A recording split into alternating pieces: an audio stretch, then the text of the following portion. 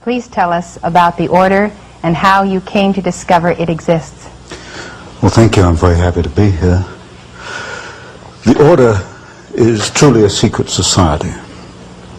It was founded in the United States at Yale University in 1833. It has continued and exists down to the present day. Each year, the order takes in 15 men, senior students from Yale University. Never more than 15. Only once has it been less than 15. In 1946, they took in, I think, 10 rather than 15 members. So what we have is a secret society which, over the last 150 years, has accumulated about 2,500 members, of whom perhaps 500 are alive today.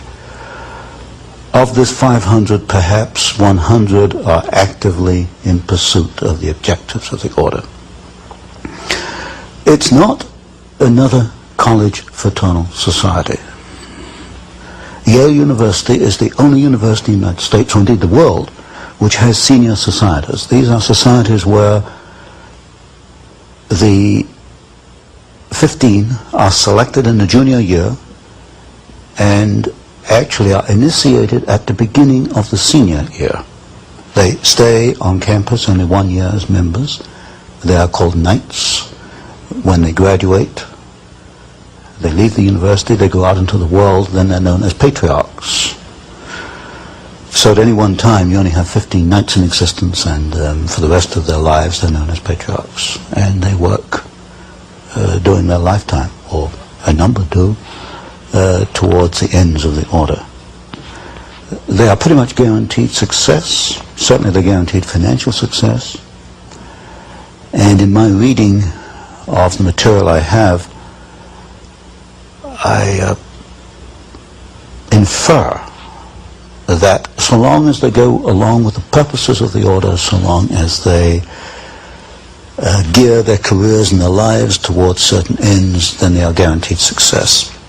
How did I come to this knowledge?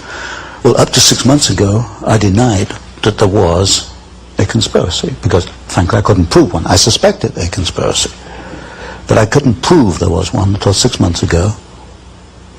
Well, a little before 6 months ago, I received the catalog, which is the membership list of the society, all the way back to 1833, and I received some of their internal documents, enough for me to put together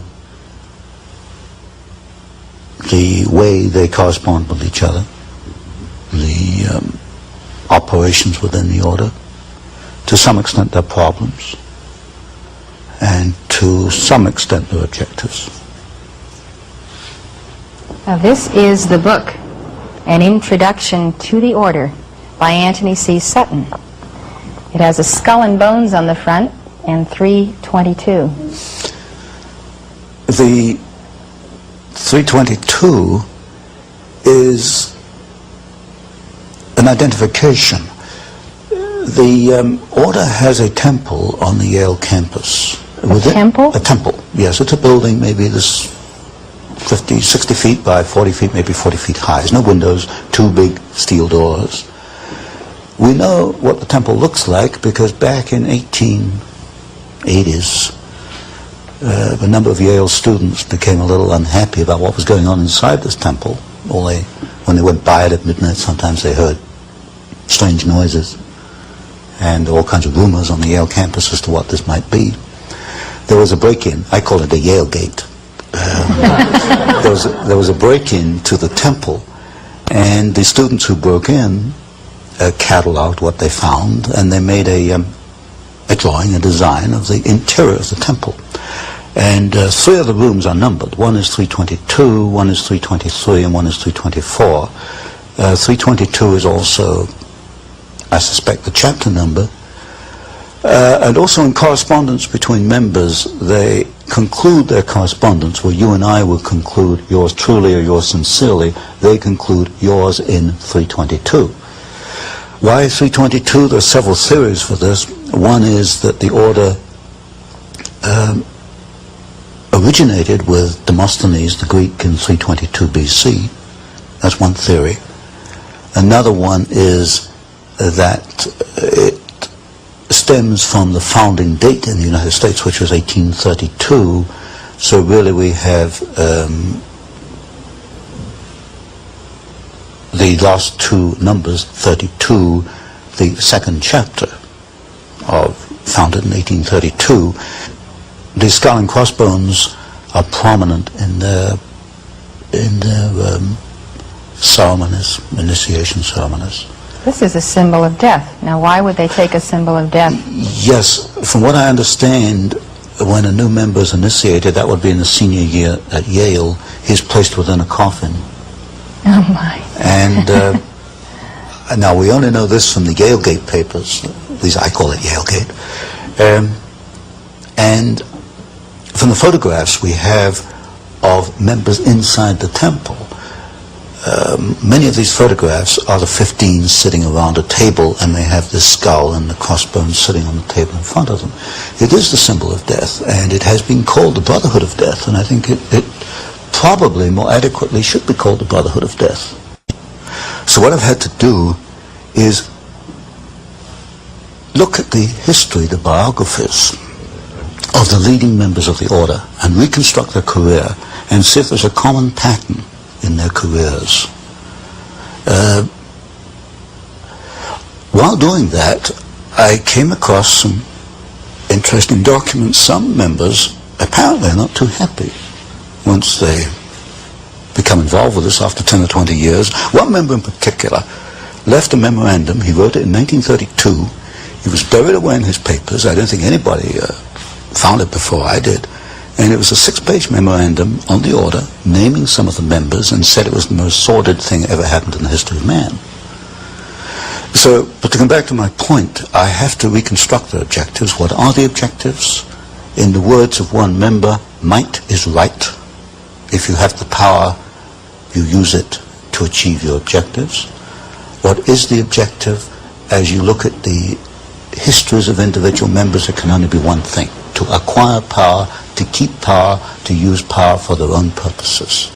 That year, that senior year, selects the next group from the junior class. Within the order, each group of 15 are known as clubs. I call them cells because they're very close to the Jacobin cell, the revolutionary cells, but internally they refer to them as clubs. Each club has an identifying number. For example, Averell Harriman is a very influential member of the order, the son of Edward Harriman, the railroad magnate. Harriman was initiated in 1913. His club number is D111. All the other 14 of D111 have died off. Averell Harriman is the only one left. To come to the other part of your question, who are some of the significant members? Today, two men stand out. One is Averell Harriman, who is I suppose, the chief financial angel of the Democratic Party. The other is Vice President George Herbert Walker Bush. The Bush family is quite prominent within the order. Now, if you go back in history a little, you'll find that George Bush's father, Prescott Sheldon Bush, was also a member of the order. He was a member of Brown Brothers Harriman, which is the Harriman Private Banking Company. So today you've got two men who are supposedly in politics in opposition, Bush and Harriman. Actually, they're members of the same secret society, and Bush's father was not only a member, he was a partner in what was then Harriman and Company, which later became Brown Brothers Harriman. So behind the scenes, and this is something you don't see until you investigate it, People who appear to be in opposition politically or financially or industrially or in many ways are working together. Other members might be William Buckley. Now, William Buckley became a member in 1949, but the preceding class to that was Bush, 1848. So you get Bush was amongst the 15 who selected Buckley, and Buckley's club, that 15, was the 15 that selected, for example, one of the new members for 50 was the Reverend Sloane Coffin Jr. The Reverend Sloane Coffin Jr. at Yale was at the core of the anti-Vietnamese war disturbances on Yale campus. This is typical. You'll find that men in the same society will take opposite positions in public. So you've got William Buckley, whom I call a House Conservatism member, but so is a man, for example, called Edwin Burt, who has a string of communist affiliations, which is about that long. And we'll get into this later. The method they use is that of the Hegelian dialectic. Thesis played against antithesis leads to a synthesis. In other words, for Hegel, for history to make progress, you have to have conflict. And when you look at the key people in the order, you will find that they generate conflict. So Bush and Harriman politically are conflicting. Coffin and Buckley, although part of the same order, are in public conflicting with one another because conflict leads to the new synthesis. Other prominent members, one of the most prominent was Howard William Taft, the only man to be both President and Chief Justice of the United States. The Taft family founded the order in the United States. There have been 8 members, 8 Taft family members within the order. Taft was probably the most prominent member around the turn of the century, 1910, 1920. Stimson, who was Secretary of War under Taft, then Secretary of State under Hoover, Secretary of War under Roosevelt. In other words, at that level, politics disappears, and people often wonder, why does a Democrat join a Republican administration? If you check back, you find out there's not as a member of the order. So key people would be people like Taft, Stimson, Archibald MacLeish, who wrote the Constitution for UNESCO, also Librarian of Congress, the Bush family, the Walker family, and above all today, if there's a godfather in the order, it's Averell Harriman. Exactly what causes does the order espouse, and why are these divergent to those of our founding fathers? Well, the causes one can only deduce at this point from the operations of these men as individuals and working together. They want to acquire power above all. Power Political to do what? power. As you look at their actions, the political power is to bring about what they call a new world order, which is a one world. But they use the Hegelian techniques. We know enough about Hegel to know that not only does this mean the dialectic process, the creation of conflict, but it also means that individuals such as you and I, or anybody watching this program, will be cogs in the state, that we have no individual rights. Our rights for Hegel, individual rights for Hegel, come about through obedience to the state. We see it in the educational process, which we'll probably talk about later, that we have adopted what I call a Hegelian system of education, which is not to bring out your innate talents, but to prepare you to be an individual cog in the state. Now, are you saying the members of the order believe this, and this is a part of their worldview? I would say that there is a minority within the order that does believe it. There's one thing I've learned in looking at the papers, that they're not all active. Maybe at any one time only 20% are active. Undoubtedly, the 20% that are active have this goal. If you look at Taft's great work, although as a president he hasn't accounted for very much in the literature, Taft's great work was to bring about the World Court, international law. International law in the World Court will be essential in the New World Order. If you take, for example, the career of Bush, Vice President Bush, when he was ambassador to the United Nations, he helped a process called Mandelaization, which was a process by which an individual American city would adopt United Nations stature. In other words, it's a diminution, a dilution of U.S. sovereignty.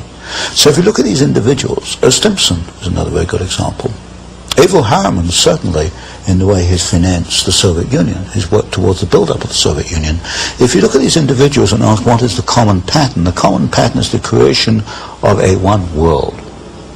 Now, supposedly, these people believe that they are great benefactors of our society, the wise men, those who are especially endowed to rule, and who also believe that the best interests of America happen to be their own best interests as well. I have never seen anything in their literature which leads me to believe that they have our individual rights in their hearts. What I do see in the literature and in the documents is a ruthless drive to acquire power for themselves and to help each other, because this is one of the tenets of the order, that if you have three men coming before you for a job, the preference absolutely goes to your brother in the order. This is in my book, The Order, Introduction to the Order, I call these chains of influence, and I trace one pattern where Stimson brought the McBundy family into the War Department. Then the McBundys go on and become key people both in Department of Defense and in the Council on Foreign Relations. They help each other along the way. And when you get even a small number of men doing this, it can exert a very powerful force, a very powerful influence. So the basic assumption is that because they know what is best for America, the way to preserve that is to amass power to see to it that the destiny they envision comes to pass. My assessment is they're not thinking what is best for America, they're thinking what is best for the order. What is best for the order comes first. Is what is best for America. In the first, in their that eyes. order. Yes, in their eyes. What's good for us has to be good for America, so we will remold America according to their pattern. That's right. It remains secret for 150 years because these people are under an oath not to talk about it. I understand that a member of the order may not remain in the room if it comes under discussion. Now, if I can elaborate on this a little bit, this poses a problem for Mr. Bush, because I write something called the Phoenix Letter, which is a monthly newsletter, and last November I began to open up. And a reader wrote to Mr. Bush and said, is what Mr. Sutton says, are you a member of this order? And the letter the reader got back was very interesting. It said, in effect, that the Vice President was not a member of a sordid secret society. That was not the question. The question was, are you a member of a secret society? The answer came back, he is not a member of a sordid secret society. Inserted the word, you see. This was a reader who doesn't give up, so he went back again. And I understand that as it stands, as we are now, that Mr. Bush is not willing either to admit he is a member of the order or to deny it, because they're under this oath not to discuss it. So when people look at the Council on Foreign Relations, in effect what they've been doing is looking at a kind of a veil which hides the order? Yes. The core, or my work, came about almost by accident. If someone had not donated to me the membership list, we wouldn't be here today. It's remained secret because nobody has done that. Everybody's been looking at the Council on Foreign Relations, the Trilateral Commission, the Bilderbergers. They're not truly conspiracies because the membership lists are open. The membership list of the order has not been open. So there's a distinction between the CFR and the Trilaterals and the order. CFR and Trilaterals are not conspiracies because they are not secret. They do what comes naturally. And this, of course, is very different argument to many people who've promoted conspiracy have made. They get across the idea that these people telephone each other and have little drawings and maps and diagrams. They don't operate like that at all. If you meet these people, they think alike. They talk alike. They come up with the same idea simultaneously, and they move simultaneously, know what they have to do. So they're a breed. They're a breed. Exactly. Now, Tony, what has this breed done? What are their chief accomplishments in molding domestic and foreign policy and actual events in American history since their founding at Yale? One is they have acquired enormous political and financial power. You'll find representatives of the order in politics. As What have they done with this power? What has happened to America that would not have happened had they not been the order? Creation of war and revolution. Specifically, which ones? You have documents on that? The third book in this series, which I'm bringing out, takes two wars and one revolution. Well, two revolutions and one war. World War II, the Bolshevik Revolution, and the rise of Hitler, which I call a revolution in Germany. We can find the order behind the Russian Revolution, the Bolshevik Revolution. We can find behind the rise of Hitler. We can find in the maintenance of both of these systems, the transfer of technology to both. Since you've already proven that Wall Street is behind the Bolshevik Revolution and the rise of Hitler, now you're proving that the order is behind Wall Street. Exactly. Now, who's the key figure in the order or figures that mold Wall Street? In order of dominance, Averell Harriman, partner in Brown Brothers Harriman. Stanley of Morgan Stanley. It used to be J.P. Morgan, then it became Morgan Stanley. Those two are the key. Now, what did the order want to accomplish in the Bolshevik Revolution? You create opposing forces which you place in conflict. Out of conflict, you've got profit, you've got political power, and you can direct history. And if you look at the writings, for example, of the Trilateral Commission, they talk openly in the Trilateral Commission about managing conflict, not solving conflicts, but managing conflicts. Conflict management, that's the cry. So they got the profit, the power, and the management. Mm-hmm. Where do they want to steer history through the Bolshevik Revolution?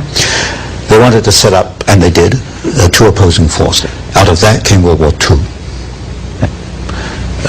There were logical steps in the process. They used the same bank, Guarantee Trust Company, as the conduit for the financing of Hitler, and also as a conduit for financing, and also the early days of the Russian Revolution. In fact, in Russia, Soviet Russia in 1923, a vice president of Guarantee Trust Company was the foreign director of the Roscombank, which was the first Soviet overseas bank that was set up. They were that close in those days.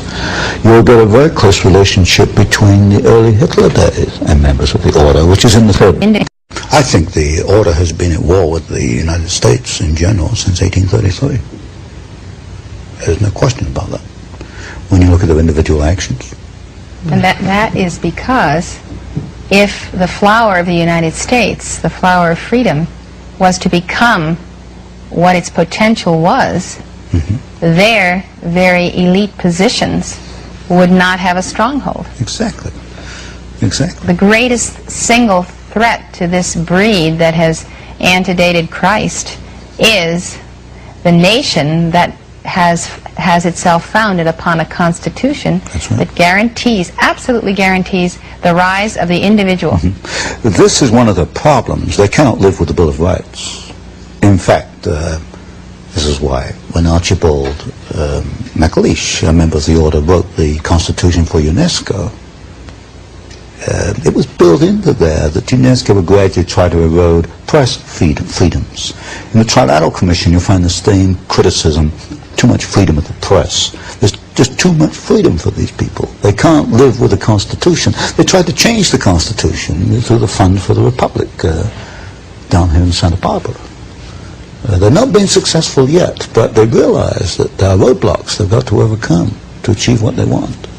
The most unfortunate thing to me is that when the people have coming at them from all directions this momentum of the order, they turn and espouse the order, or they let these people, or have in the past, become their idols, accept that they are an elite, accept that fact that they are superior, accept the projection from them to the people that they're superior.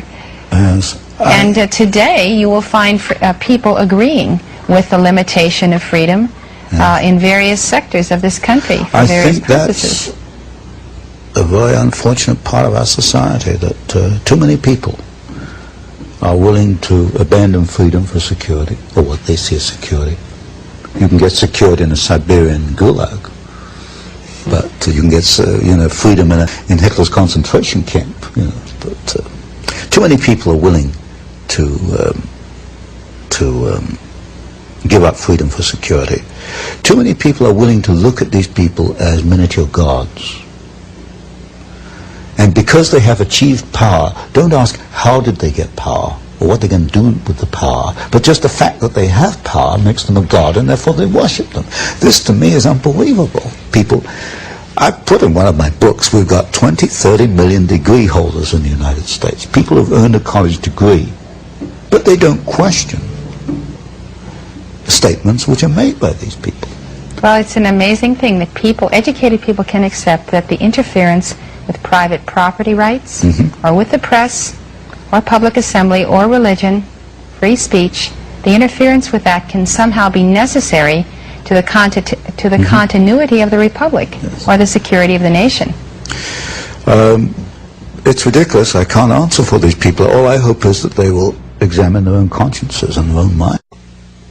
Well, Tony, I think that in conclusion, it's very important that we understand how you develop in your third book, which is about to come out, the development of conflict to produce war or peace that they're choosing, and how that has worked, let's say, in Vietnam, or in the situations that are occurring today in the Middle East, where there is great conflict.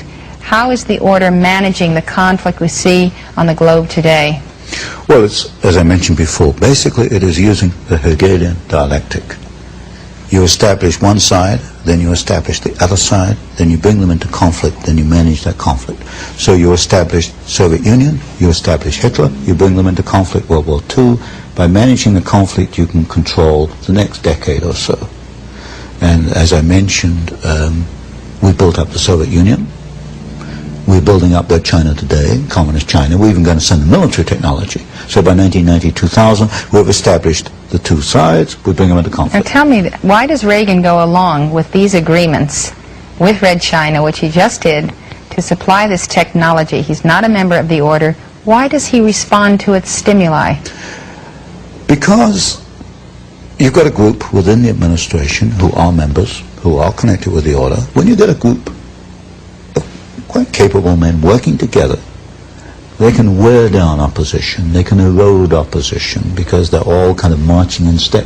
If you get 3 men marching in step, they can do more than 20 men marching to their own step. Don't I make my point here? And within the order, for example, or within the administration, you've got, for example, Mr. Bush, and the people around Mr. Bush, Mr. Baker, Chief of Staff in the White House. And gradually you've seen the weeding out of those individuals who are independent. They've either resigned or they've been moved out to other departments. So in effect the order has taken over very gradually and very carefully without any fanfare. How is the order then managing the conflict in the Middle East? It's hard to believe that the Arabs or the Iranians or the Iraqis are actually under anyone's control except their own. I can't fully answer that today. Many of these questions you can only answer maybe 10 years later, when you can look at it in perspective. For example, I can look at Pearl Harbor today and see quite clearly a much different picture on Pearl Harbor than was put out in 1941. I can't look at the Middle East today and make too much sense, except you've obviously got two sides. You've got the Hegelian dialectic at work. You've got conflict being created, conflict being managed. The Marines go in, the Marines go out. Today, the Iraq is attacking the Iranian oil bases. You've got the deliberate two sides in these conflicts, the deliberate creation of conflict and the management of conflict. Put it this way, is Castro in Cuba because the order wants him there? Could I rephrase the question? Is Marxist Angola remaining a Marxist Angola because the order wants him? The answer there is yes, because I know in Angola the Gulf Oil Company is the biggest supplier of foreign exchange to Marxist Angola. Pull Gulf Oil out of there, there's no more Marxist Angola. I can't answer as clearly for Cuba. So Gulf Oil wants Marxism? Oh yes, it wants, undoubtedly. And Marxism supports Gulf Oil? Oh yes, in fact Cabinda, the Gulf oil installation in Angola, is defended by Cuban troops. But you see, you've got an interesting phenomena. I think everyone should hear that one more time. I said Cuban troops. Cabinda, which is the Gulf oil installation in Angola, Marxist Angola, is defended by Cuban troops. So here we have Cuban troops defending a capitalist So-called monopoly. capitalist. But one of the first things you learn in this business is forget about capitalism versus communism. That is absolute nonsense. The two are, behind the scenes, are hand in hand. It's a capitalist communist conspiracy. One conspiracy. Yes, but you need the so-called conflict between the two to keep people focusing. Look, keep you looking over there. You know, capitalism versus communism. You know, that makes a nice little picture. You know, you get books on it and films on it. Capitalism versus communism. That's not where the action is. The action's over here. Well, what's the greatest single threat to the United States in terms of Central America, Nicaragua, El Salvador, the government of Mexico, that we need to be aware of in terms of an understanding that it is the order that is arranging things that are very detrimental to the future of this country? Well, there you have a complex picture. Because it's not only a Marxist movement, it's also a rebellion against poverty, and there's bitter poverty down there, as we all know. I had to go across the border into Mexico to realize that. You have the intervention of certain religious groups, the Marian sisters, the Jesuits. That's another conflicting factor down there. You have, for example, in Panama, where the Panama Canal was handed back to Panama, and there's a story behind that which involves the debts that Panama owed to the United States and the functions of Marine Midland Bank, and of course Sol Liner was director of Marine Midland, was a negotiator down there. You've got a very complex picture in Central America. What it is the creation of turmoil. Out of it, we will either get bogged down in another war, or we'll get a series of Marxist states. But what we're heading into, I think, is an era where the order is willing to back some Marxist states, but not others. It will back Marxist Angola. It tried to back Nicaragua for a while. It would not back Grenada.